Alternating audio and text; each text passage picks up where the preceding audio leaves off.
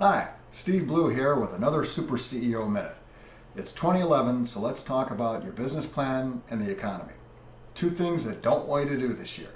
First of all, I don't want you to assume that the economy will recover. Second thing I don't want you to do is assume that the economy will not recover.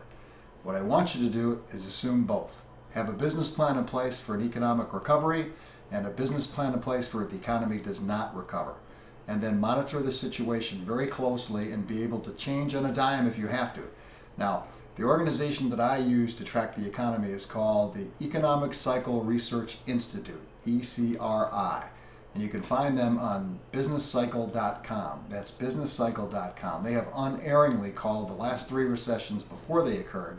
They've called the bottoms and they've called the recoveries before they have occurred as well. So that's who you want to watch if you want to keep an eye on the economy, not the media and not government reports. So have both plans in place, watch the economy closely, and be able to turn on a dime. Good luck.